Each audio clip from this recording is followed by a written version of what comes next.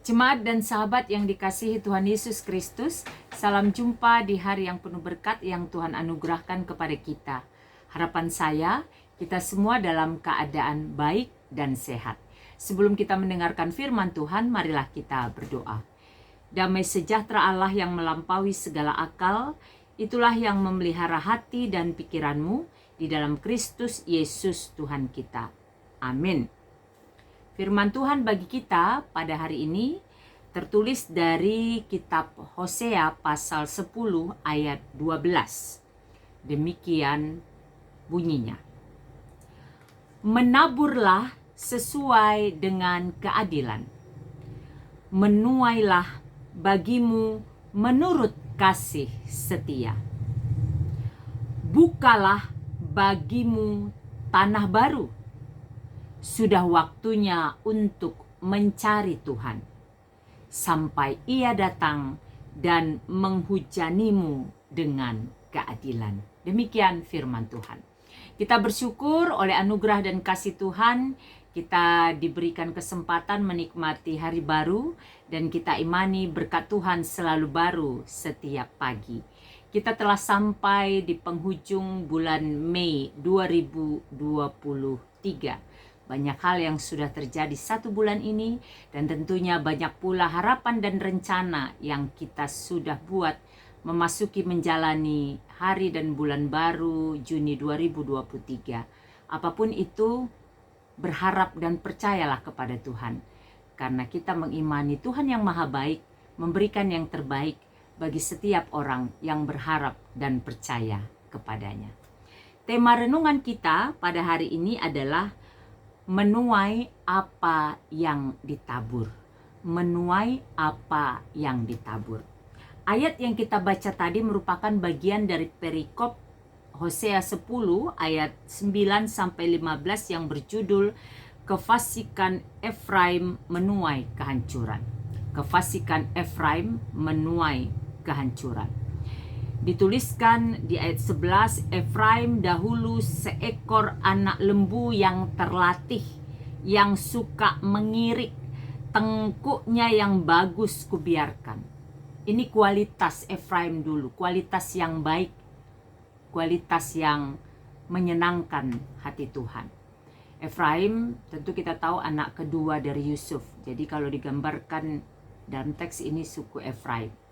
Yang kualitasnya dulu itu kualitas yang baik, kualitas yang menyenangkan hati Tuhan.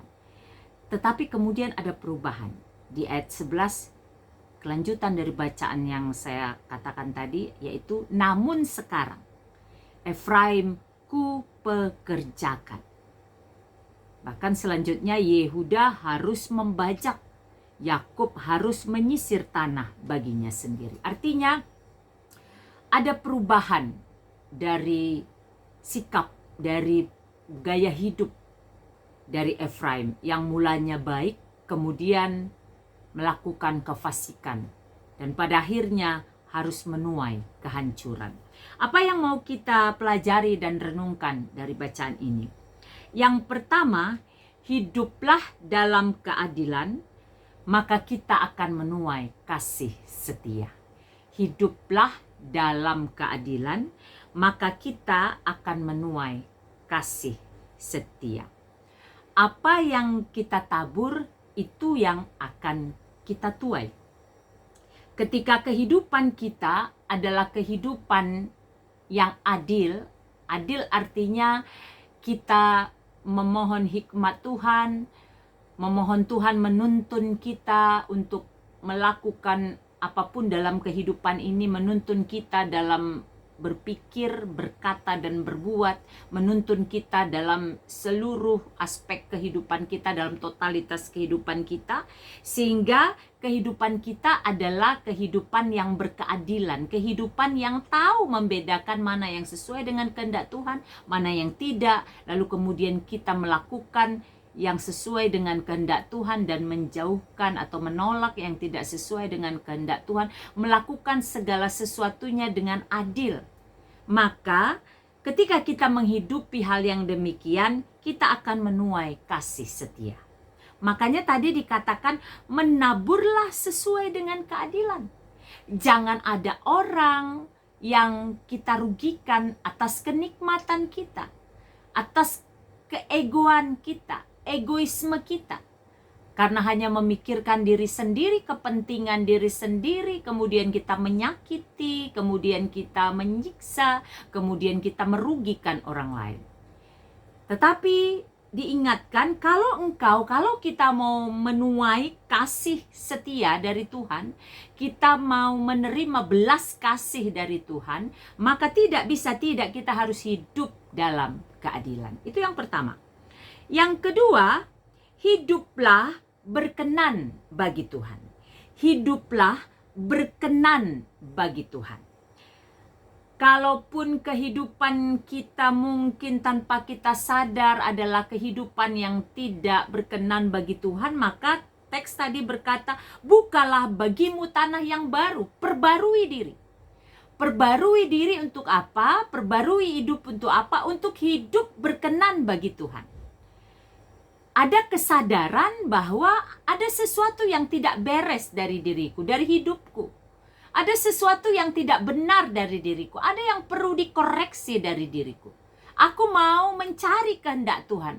Makanya kemudian ada introspeksi diri, ada kerendahan hati, ada mohon petunjuk dari Tuhan untuk menuntun kepada hidup yang berkenan bagi Tuhan. Maka yang kedua tadi adalah hidup berkenan bagi Tuhan. Yang ketiga, ketika kehidupan kita adalah kehidupan yang hidup dalam keadilan, lalu kemudian kita hidup berkenan bagi Tuhan, maka yang ketiga adalah terimalah upah dan berkat dari Tuhan.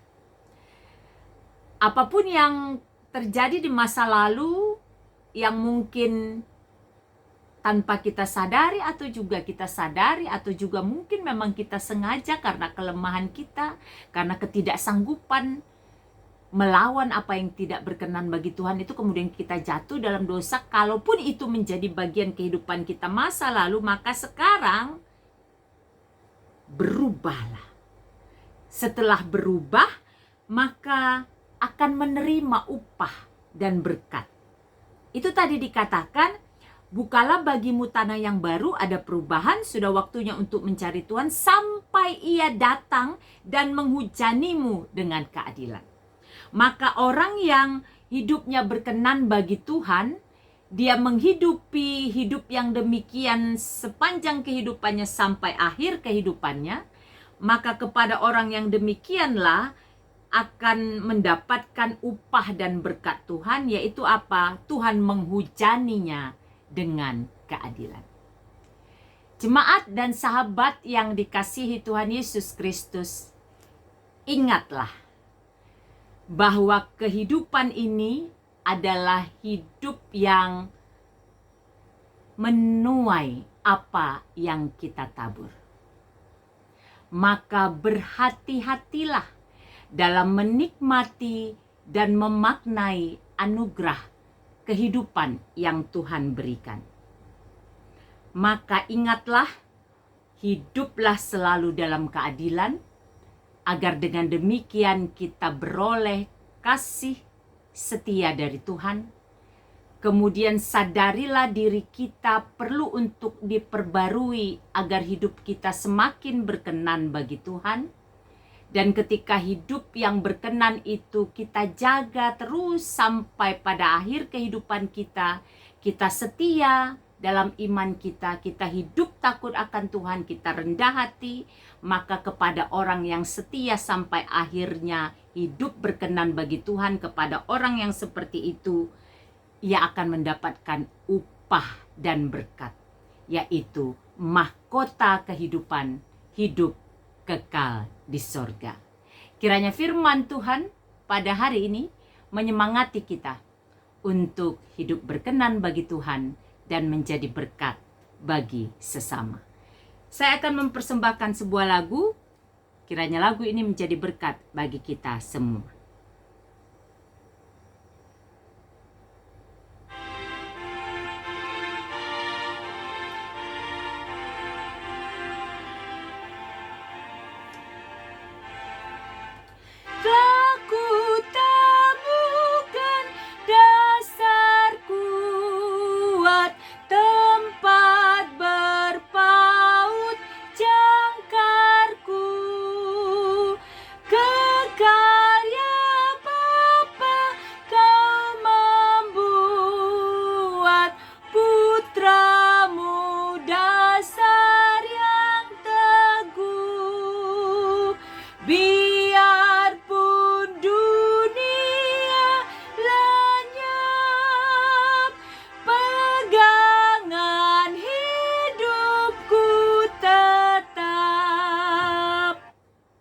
Marilah kita berdoa.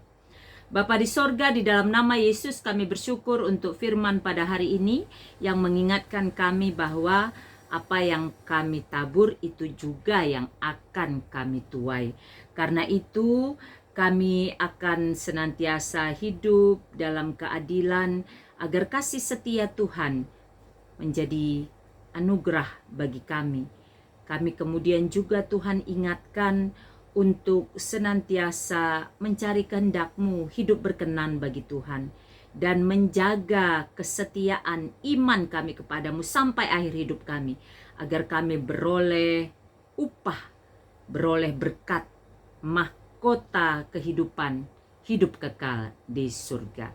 Terima kasih Bapa, kuatkan kami untuk menjadi pelaku kebenaran firman-Mu. Berkati seluruh jemaat Tuhan, para hamba Tuhan, berkati bangsa dan negara kami, pemerintah kami, berkati juga keluarga kami dimanapun berada, khususnya untuk sesama kami yang mengalami pergumulan apapun itu bentuknya, ya Tuhan, berbelas kasihlah bagi mereka, berikanlah hikmat dan kekuatan agar mampu menghadapi dan mengatasi pergumulan mereka oleh belas kasih dan kuasa Tuhan. Apapun yang kami rencanakan dan harapkan sepanjang hari ini, kami mau mengandalkan Tuhan saja karena kami percaya Tuhan yang maha baik memberikan yang terbaik bagi kami yang berharap dan percaya kepadamu. Di dalam nama Yesus, Tuhan dan Juru Selamat kami yang hidup, kami bersyukur dan berdoa. Amin. Selamat beraktivitas, sehat, semangat, dan sukacita senantiasa di dalam penyertaan Tuhan. Tuhan Yesus memberkati.